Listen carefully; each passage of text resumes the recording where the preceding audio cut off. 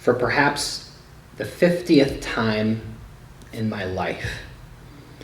I was talking to a spiritual mentor about my achievement tendencies. This time, it was with Pastor Danny Lewis of Life 21 Church. And with him, as many of you know, he's going to get right to the core. And for me, it really came down to trusting less in my own works and much more in just delighting in God. And I'm so grateful that Danny imparted that to me. But in this particular moment that I'm referring to, the council session was in about September 2021. And it was with a man that his name was Father Mark Boulos. I'm going to refer to him functionally here as the teacher.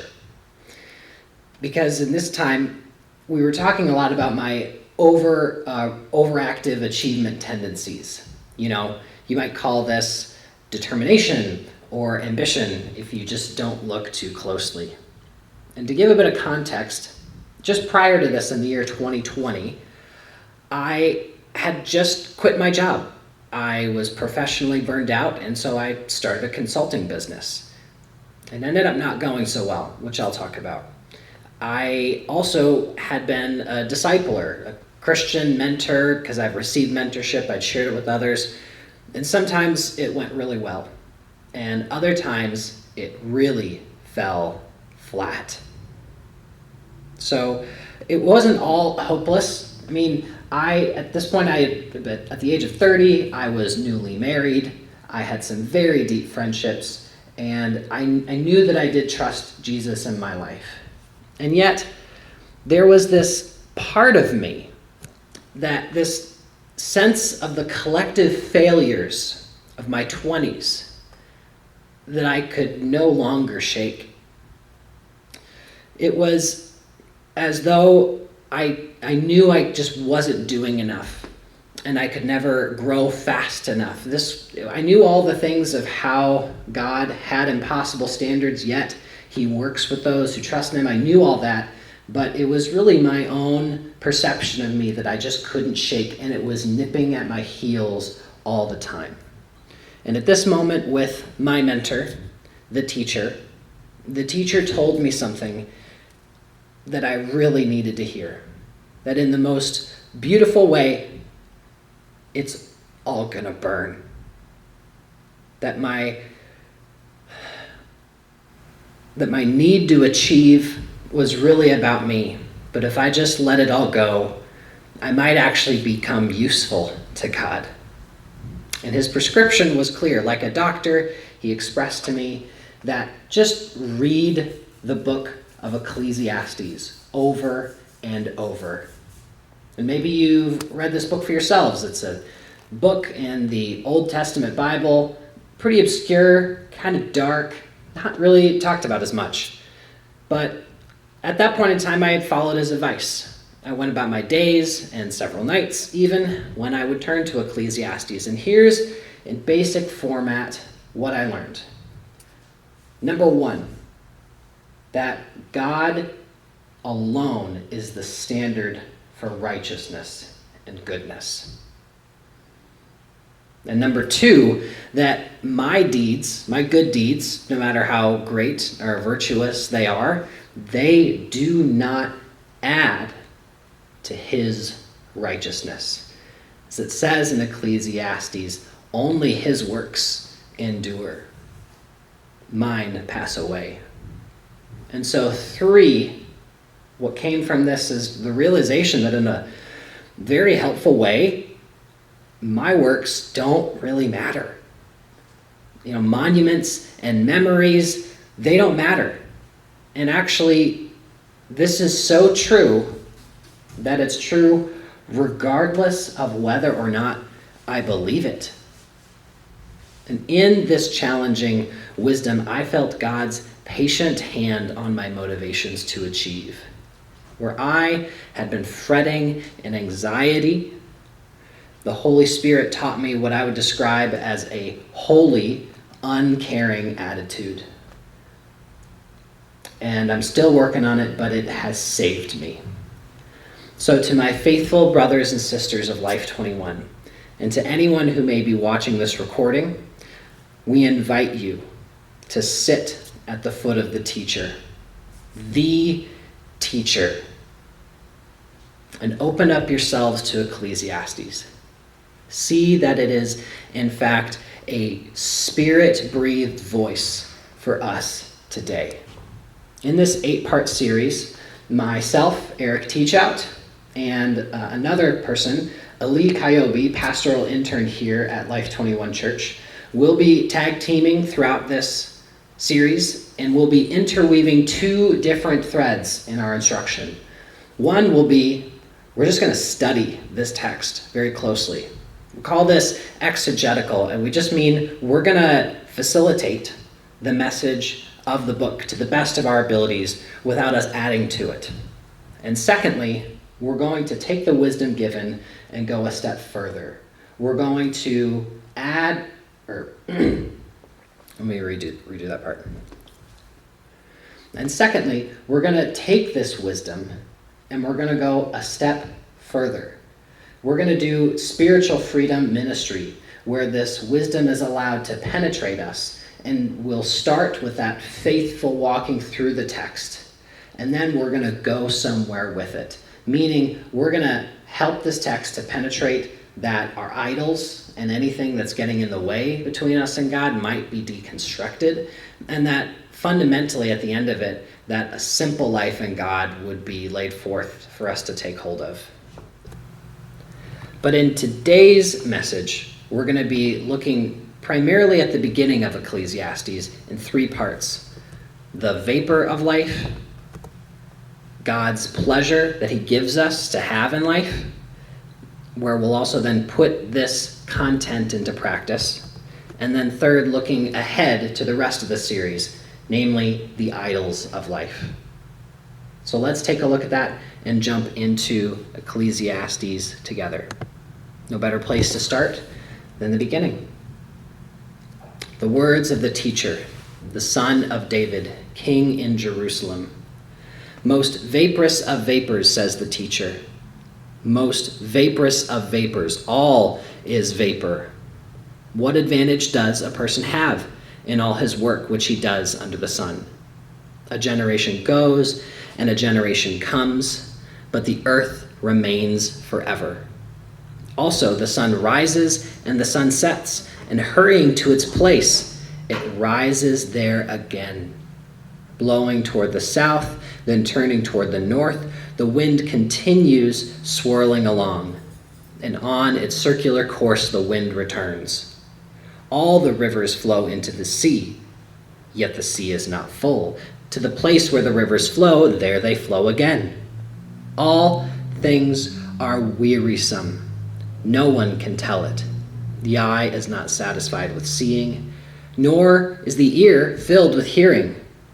What has been is what will be, and what has been done is what will be done. See, there is nothing new under the sun. Is there anything which one might say, see this, it is new? It has already existed for ages before us. There is no remembrance of the earlier things, and of the later things as well, which will occur. There will be no remembrance of them among those who come later still. It's pretty easy to come away from the reading of Ecclesiastes depressed. In fact, you don't have to get very far. You get 11 verses in and you're kind of like, whew, okay, what's next, dude? But I encourage you to dig a little deeper. In fact, part of this is simply because of how it is given to us. Because if we were hearing it in the original, it would even immediately feel different to our ears. So I'm going to actually play a recording of a mid-20th century Orthodox Jewish rabbi reciting parts of these verses. And as you listen for, even close your eyes if you wish to, and just feel the swaying of of the sound of his words. Feel the up and down as it goes along. דור הולך ודור בא, והארץ לעולם עומדת, וזרח השמש, ובא השמש, ואל מקומו שואף, זורח הוא שם. הולך אל דרום, ושובב אל צפון, סובב סובב הולך הרוח, ועל סביבותיו שב הרוח. כל הנחלים הולכים אל הים, והים איננו מלא. אל מקום שהנחלים הולכים, שם הם שבים ללכת. Ancient Hebrew poetry, as you can hear, it's not really metered, meaning it doesn't happen in a very strict syllable pattern. But it does still have its own kind of rhythm. It doesn't rhyme, or it's not really trying to on a consistent basis. Yet there is this unity of sound that happens inside of it. I'd like to describe it most, and I'm not the only one to have said this, it's very much like spoken word poetry. If you've ever heard the Christian artist Propaganda, for example, where you're channeling and you're creating art in a different way, not necessarily in the same, classic way of doing poetry. So the subject matter is most certainly, it is dark and it is difficult. But the teacher is trying to get us to see beauty in the difficulty. By the very way he communicates, it's an invitation to the poetry of this wrestling. Communication is very powerful. To use a kind of metaphor, and again, I'm speaking metaphorically, communication is not unlike casting a spell. Because when you say a word, depending on the word you use, it creates this deep impression on the person, or use another one, and now you've created a wholly different inner reality for the person that you're communicating with. So this in fact is the difficulty when it comes to us trying to honestly pass along the original language. It's so hard for translators to look at the original Hebrew and say, let's take a totally different worldview, thousands of years ago, and make you understand it by one reading. So in this difficulty, I want to unpack a particular problem that makes Ecclesiastes really hard for us. I'm not the only one to say what I'm about to say, and I don't say this carelessly, but there is one word that in all of the English translations, every major English translations, they choose, by the words they choose, they're doing something very unhelpful. They're all unhelpful in this respect. And it's this particular word here, which I'll circle, is vaporous, or of vapors, or vapor is the word we use here. But what are some other ones, just to kind of unpack this Hebrew word? The Hebrew word is hevel. What are some other words that have been used with it? Well, one is to say, well, how about the word vanity? All is vanity. Maybe you've heard that before. The problem is that when I use the word vanity and I say all is vanity, the first thing your mind goes to is that it's vain, meaning it's all bad because it's connected, it's all from our ego. And that's true in a certain sense, but that's really not it. The next is, we might translate this, and many do, is futile or futility. And that really means it's going to come to nothing, that after all is said and done, it's all pointless. And that is very certainly a dimension of what the major kind of message of Ecclesiastes is getting at, but it's still skipping a beat. And worst of all, I would say, is when it translates all is meaningless. Now, when I hear that, and I don't think I'm the only one, my mind immediately goes to a room full of hopeless doubters. God may or may not exist, but functionally speaking, I'm going to live my life how I see fit. So functionally, God doesn't exist. And so life is really without meaning or purpose. But let me make this clear from the start that for the writer of Ecclesiastes, this person we call the teacher, that he is not without hope. Certainly he takes us down paths of despair, but you have to look at his conclusions. And when you do, you see that God truly is at the center of what he's trying to say fundamentally. So the best translation that we argue here is, for this word hevel, is vapor. Vapor, in this sense, hevel is really a wisp of smoke or a gust of wind. Hevel is essentially something that you can see and you can perceive, but it loses the moment you go to grasp it, very much like a gust of smoke. You can put your hands through it, you can try and hold on, but it will always slip past your gaze, slip past your control. When he says all is hevel, everything is a vapor, it's to say that, take all of life's pleasures, its ideals, its virtues. These are all good things, and they're really good things in God. He's given them. And by God's design, they're all a vapor. They come, they're here today, and they're gone tomorrow. Even our very lives are a vapor. So a warning that we want to give through this series is that we're going to take you down some dark paths. And as we walk down this, we make a commitment to you that we will always turn it back to hope. But I want to make very certain that it is not the hope that you would want. It's not going to be the hope that you would expect most of the time. Perhaps you've gone through this process yourself and you're there already, but the hope that comes from this book, which is a hope in God, is not the one you want, usually. But we make this claim that it will be turned to hope, because that is in fact, we're confident that we can do that because that's in fact what the author of Ecclesiastes does every time. He disturbs our peace intentionally, but then he draws us back into the hope in God. So we saw this passage here, most vaporous of vapors, we translate this. Or the Hebrew is hevel, hevelim.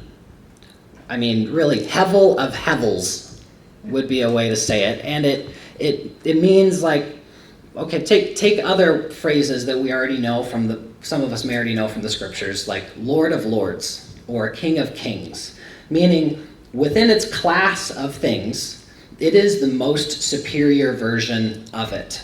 So he's looking at the whole universe and saying, this is the most vaporous of vapors, the most elusive of things that I cannot understand or control. It's the universe itself. So we translate this the most vaporous of vapors, and you can see where he gets this idea. Because look at this passage here. A generation comes and a generation goes, the earth remains forever. The sun rises and sets, and hurrying to its place it rises there again. When you look at our lives and you zoom way out and you get to the bigness of the universe, you realize, wow, my life really is like a blip. It's like checking off days on a calendar are our lifetimes. And then here's another part. We have all the rivers flow into the sea, yet the sea is not full, and it keeps flowing and flowing again. And then he connects this to the way we perceive the world around us. So there's the eye is not satisfied with seeing, nor is the ear filled with hearing. So a human's ability to gain knowledge, a human's ability to be entertained is as endless as the water cycle of the planet. Wow. We come in contact with a sense of our limitations as we read this book of just, wow, I want to believe that I'm important. My instincts say I need to fight for that. But what am I? What am I in God's eyes? I think we're a small enough crowd, I kind of feel like I'm just going to turn this off. Y'all hear me just fine? Yeah, okay. I think let's just be casual. Feels like kind of artificial with it on. So we're just going to skip it. What?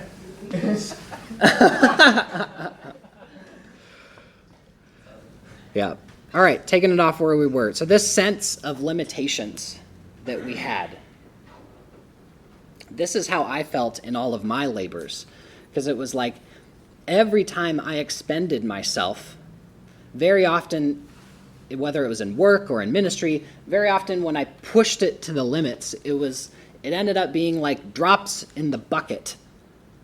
And then a cow kicked that bucket over and spilled it all on the ground. I mean, to any outsider, you fast forward a couple years later, to any outsider looking at my consulting business, it's actually honest to say that it ultimately failed. I had a big customer account, and when that one went away, I couldn't get much else. And then I also in the same time period inherited a youth group. And it's honest to say that the youth group itself, the numbers dwindled at my hands. And ultimately it was passed off to another. So the teacher of Ecclesiastes knows he isn't describing anything new.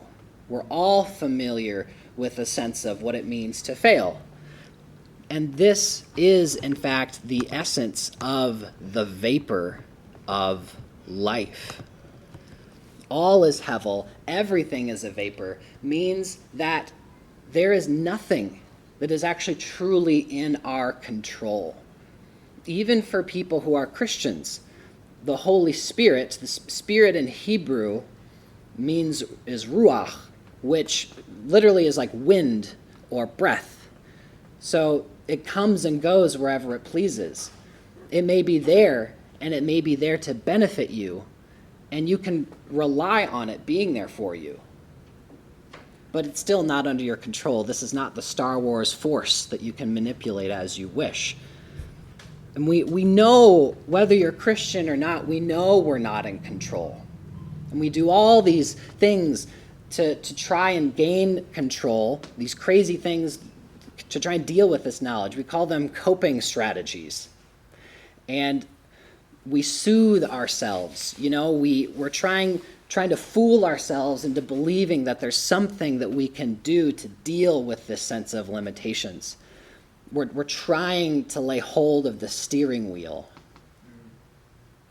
And I remember a particular moment driving to work when suddenly I remembered, whether it was something I'd done wrong or something I'd forgotten.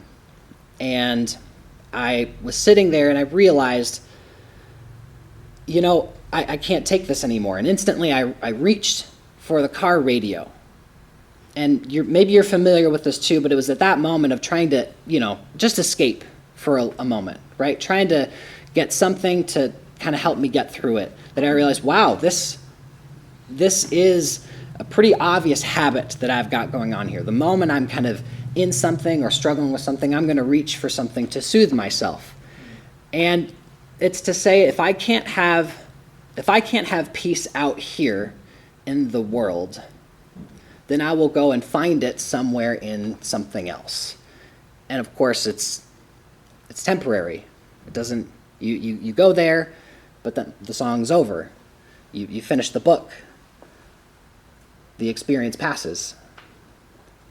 And it was in this time I actually came in contact with some people that were doing what many Christian circles call spiritual freedom, or maybe you've heard it called deliverance ministry. And it's a group of people who are wanting to work with you to help you to get free from these things that are controlling you, that you're doing because you don't have control, right? And it was with them that I came to realize that I had these habits built up because I'd actually experienced a form of trauma, a lesser form of trauma, I would be honest to say, but still a system that had developed in my mind for how I would react to difficulty that I had experienced. It was specifically this, that the moment that I felt like something was running beyond my grasp and I could no longer control it, I would disengage not only from the work, but from myself, because I couldn't deal with the fact that I wasn't as strong or as capable as I had hoped myself to be all of this time. But it was in this season that I kept going back to Ecclesiastes. Many late nights of anxiety, but I would try my best, not always successfully, but fairly well, to just set aside the TV, set aside the phone, and just let me sit at the foot of this teacher and hear the words that he had to say. And this is what I mean, that if you have to look at the conclusions of the author, because here's what he says elsewhere in Ecclesiastes 3. It says that I know that everything God does will remain forever. And there is nothing to add to it. There is nothing to take from it. God has so worked so that his people will fear him. That which is has already been, and that which will be has already been, and God seeks what has passed away. So, this is to say that if you believe in God, if you believe in God, then when you embrace the vaporousness of life, the elusiveness of everything that's happening around us, then and only then is God actually sovereign. Only then is God truly powerful in your minds. Because if you indeed submit to God, that he really holds your life in his hands, if you feel that the whole of eternity is in his hands, like Ecclesiastes is trying to get us to acknowledge, when you do that, then you submit to his commands. Not before, but then, when you know you don't have control. And you would do this not because you are a high achiever or because you're a do-gooder, but because you know that he is the judge. What I mean by that is you would do it because you know that he's the big kahuna. He's really in charge of our lives. Let's see this work then in another passage. Having looked at the vapor of life, let's now try to just unpack what is there. Okay, then what's God want us to enjoy when it comes to our lives? So I hated all the fruit of my labor for which I had labored under the sun, because I must leave it to the man who will come after me. And who knows whether he will be wise or a fool? Yet he will have control over all the fruit of my labor for which I have labored by acting wisely under the sun. This too is vapor. Therefore, I completely despaired over all the fruit of my labor for which I had labored under the sun. When there is a person who has labored with wisdom and knowledge and skill, and then gives his legacy to one who has not labored for it, this too is vapor and a great evil. For what does a person get in all his labor and in his striving with which he labors under the sun? Because all his days, his activity is painful and irritating. Even at night his mind does not rest. This too is a vapor.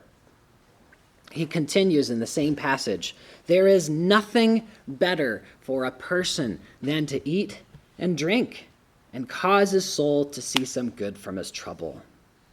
This too I have seen is from the hand of God. For who can eat and who can have enjoyment without him? For to a person who is good in his sight, he has given wisdom and knowledge and joy, while to the sinner he has given the task of gathering and collecting, so that he may give to one who is good in God's sight. This too is vapor and chasing after wind. So just to unpack this, there's kind of two parts here. if we look at the first one, really he's saying this whole thing of me going through the work of creating a great set of achievements, and then my legacy gets bumbled by someone else, this is the worst. It's not only a vapor, a hevel, but it is ra rabah, or a great evil. And a ra in Hebrew is the opposite of tov, which means good. Maybe you've heard these two words, but importantly, it's good to know that ra doesn't mean evil. It just means bad, like something, a set of circumstances that is undesirable. And sometimes it means evil. So he is saying personally, this is not just like frustrating. This kind of feels universally unjust. That when I experience this, something very bad is going on about this. So we read again this passage here. There is nothing better for a person than to eat and drink and cause his soul to see some good in his trouble. This too I have seen is from the hand of God. I'm actually going to jump to here. Just looking at this passage for itself, I want to zoom in on these words here in this second line of text. In the Hebrew, there's something really special going on. So first of all, the verb, the action word here is a different ra, actually, and it just means to see. And there's something you can do with Hebrew words, just to get technical here for a brief moment, but you can actually take a Hebrew word and you can see something, but then you can change the word a little bit, and then you can make something see something. You see this also in Psalm 23, where it says, "He makes me lie down in green pastures." There's no word make in there at all. You just took the word lie and you added something to it, and now there's a sense of compelling or making something to do something. So here, you're taking your soul and you're making your soul see. You're shepherding it, you're compelling it to look in a certain direction, and you're making your soul a direct object of your own will.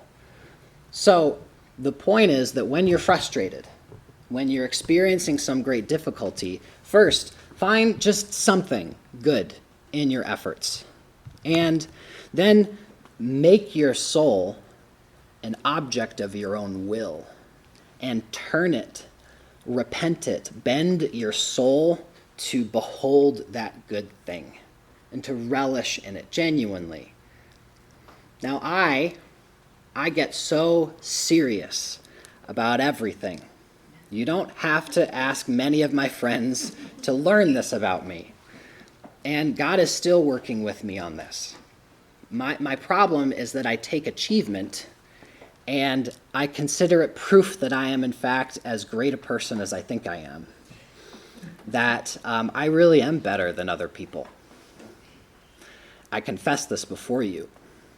And then the teacher is saying, look, you can have achievement, but it's got to be like a child's game for you. I mean, you do things, you get a reward.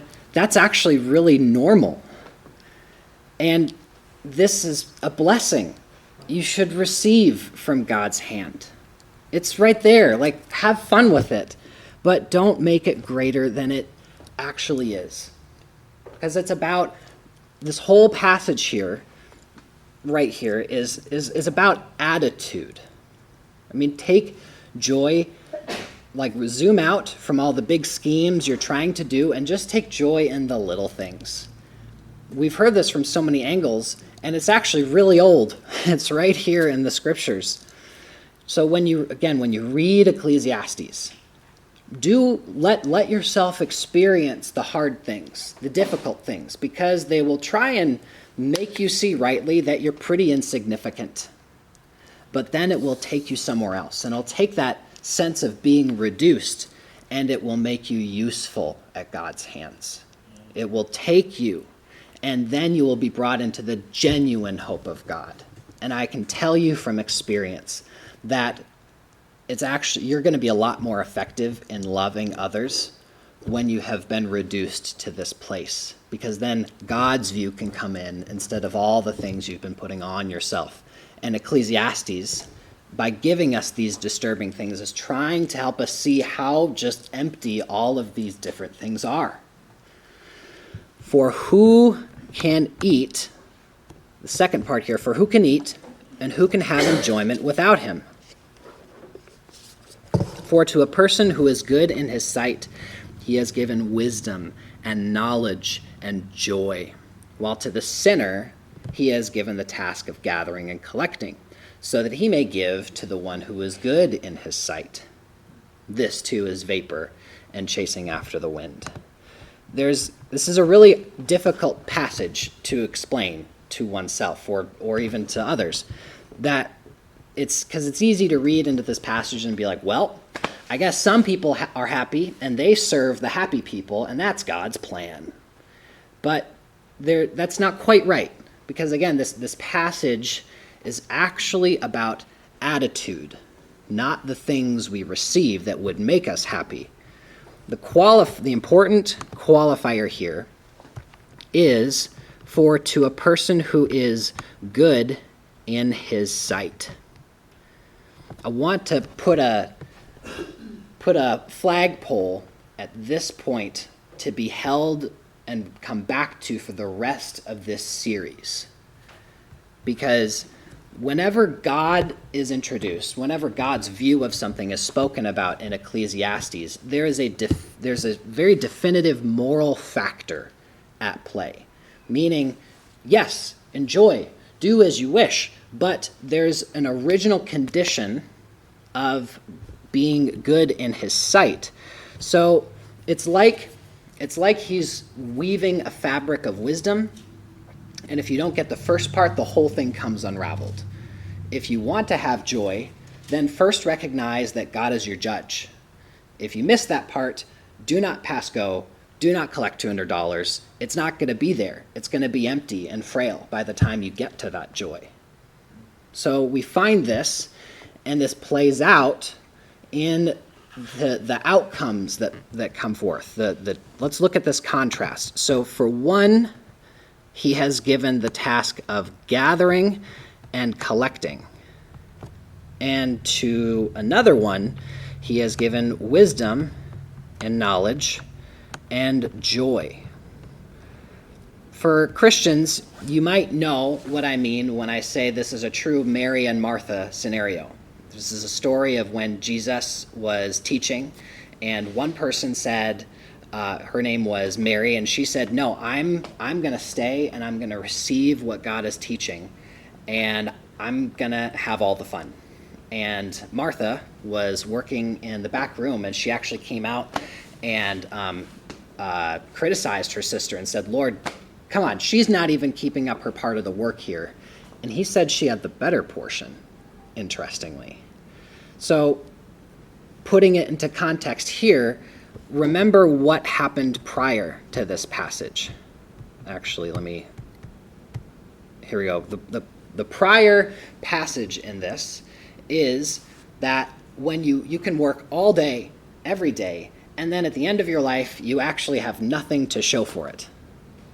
Right? Okay, so his prescription is to say, look, just recognize that this is a fundamental truth, and in response, just enjoy life.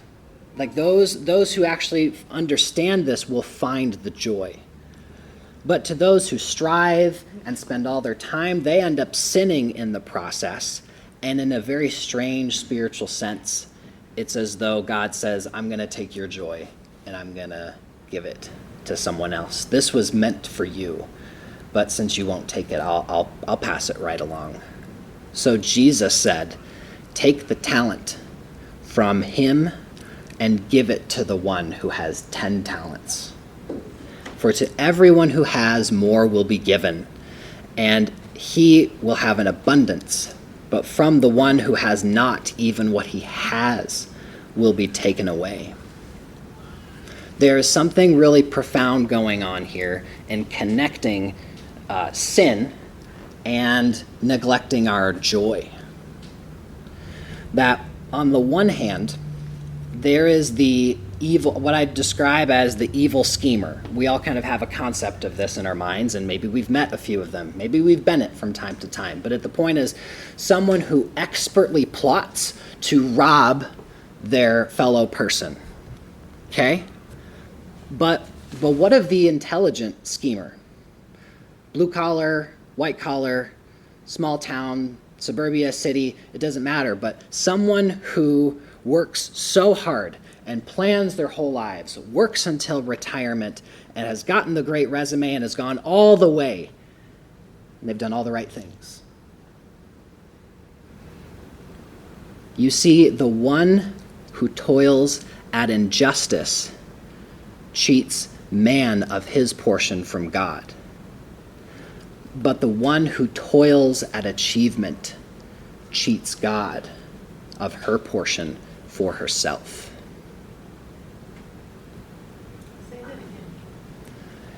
The one who goes at injustice actually hurts their fellow person.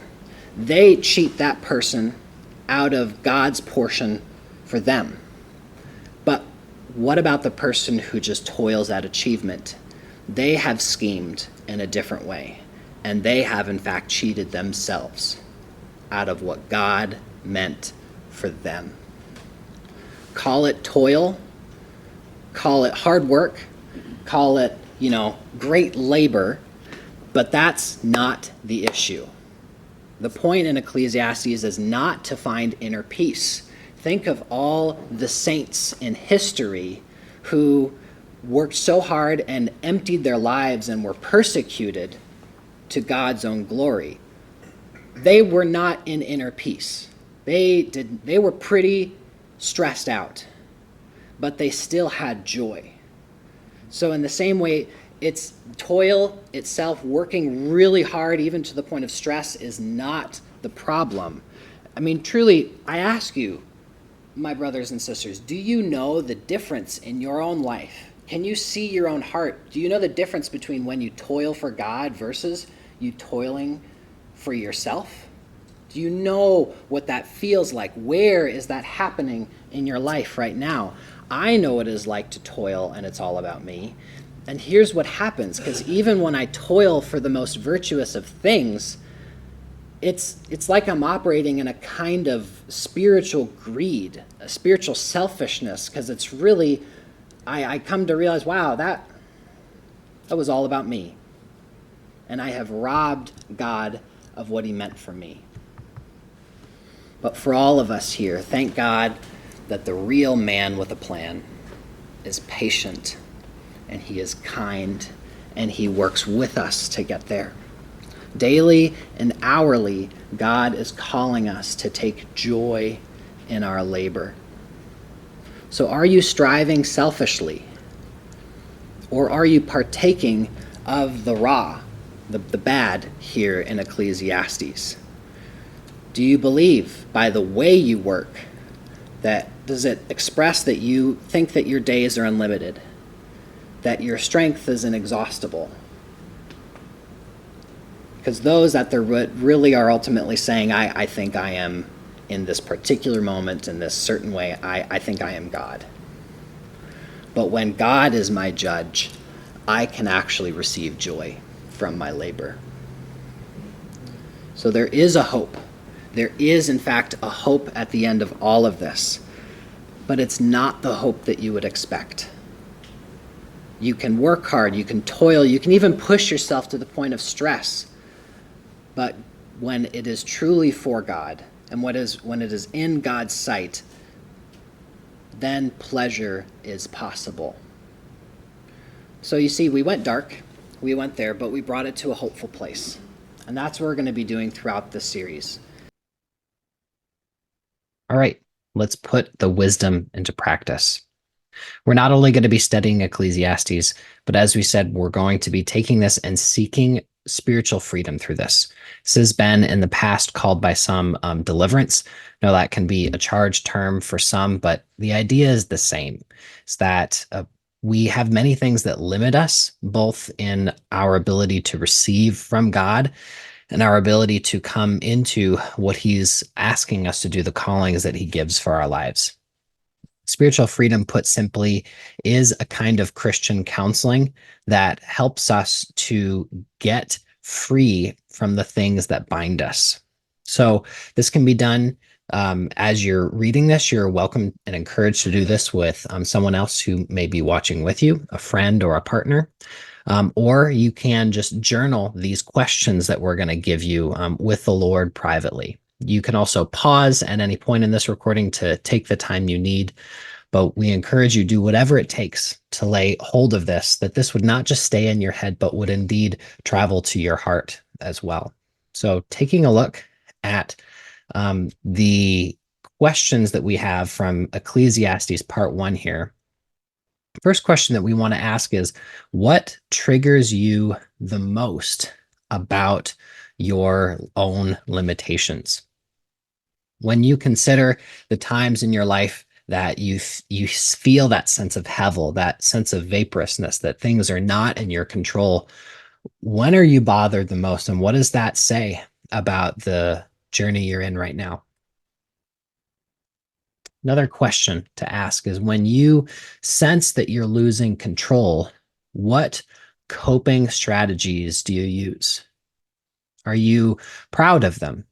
Do you feel that they bring you closer to God's portion of joy that he's wanting to bring you? Or do those strategies just end up making you feel more and more like life is a vapor?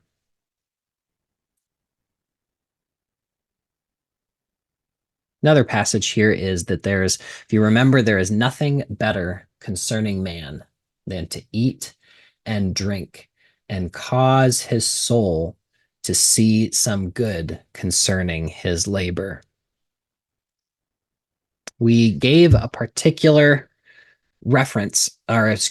we gave a particular set of steps to put this very verse into practice, which is that when you think of your hardest frustrations, which we encourage you to do now, first of all, find something good in your efforts.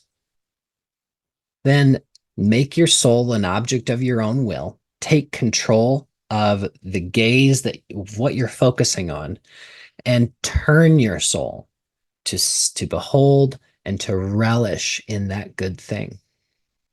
It is not necessarily proud, but it is in God's portion to ponder and to receive joy from the achievements at your hands. Again, remembering this is meant to be like a child's game, not taking ourselves too seriously, but participating at what God has given us. A couple more questions for us here is, we think about this verse that came just next. To a person who is good in his sight, he has given wisdom and knowledge and joy, while to the sinner he has given the task of gathering and collecting, so that he may give to one who is good in his sight. Encourage you to think about what are your short-term goals. Think of the plans, the schemes that you have, if you will. What are the things that you're working towards in the next couple days, the next few months, the next 5 years? Where are you investing yourself deeply? Certainly in there are things that you see are good and that you've perhaps even brought before God if you're following in a faith. But we want you to reflect on them afresh and consider, how are you going about those plans? Do you feel like you're striving independently to prove something to someone, or do you consider that your activity actually demonstrates trust in God's power? With all this in mind, we encourage you to go deeper. Let the wisdom penetrate you and see what freedom God brings. So just to conclude us, we've looked at the vaporousness of life. We've looked at God's pleasure in life. And so last, we just wanted to look for one brief moment at the idols of life, just to take a look at kind of where the series as a whole is going. We've planted some good seeds, but then let's take it from there. The messages here in the series are arranged topically.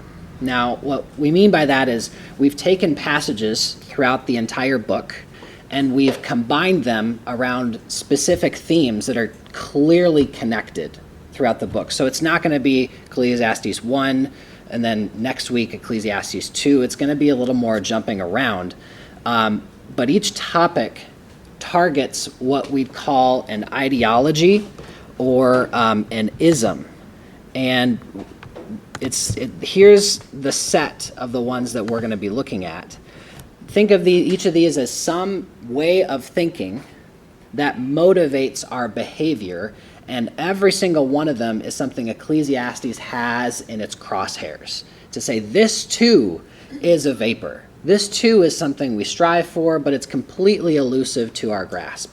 Some of these are real words. A couple of them are made up words in order to communicate an idea, like the idea even dialogism. It's just to say, if we just keep talking and we talk a lot, we'll solve all the world's problems. And we catch ourselves up in that. I talk too much. And it's an advice to restrain our tongue, and there's spiritual freedom that comes within that. Other ones of here just to look at is like scientism. If we just have more knowledge, we'll figure it all out. Or immortalism. Truly, like, we can in fact live forever. At least we live in such a way that we do. Successism means, like, if we just, this one's pretty easy, if we just succeed, if we just win, then we'll actually be good people, and God will love us and we'll enjoy our lives. America loves that one. Hedonism, it's a fancy word that just means pleasure is the top dog. Anything we can do, if we just enjoy our lives, we can indeed be free. And moralism and progressivism takes it actually a step deeper, because all these other ones, it really can be, these are just things that we get enjoyment for ourselves. But even moralism, if we just do enough good works, we can fix the world. We know this not to be true. And then capping it off with progressivism, if you just look at the world, we're constantly getting better all the time. And Ecclesiastes kind of intercepts and says, no, actually, it can't be fixed. It's all in such a state that it's better to trust God and to just work as we have it today. So as throughout all of these, our goal is to facilitate the original instructive aim of this book, which is that the Holy Spirit would make contact with the way we think, with our behaviors, and that all of them would be tested, and our idols may be deconstructed. So the disturbing is that something would be hit against, and if you're feeling your cage rattled, stick with us, because there is hope in the end. And that hope is actually a simple living in God, where we fear him, where we say, God is my judge, he is my judge. And from that, we can have joy.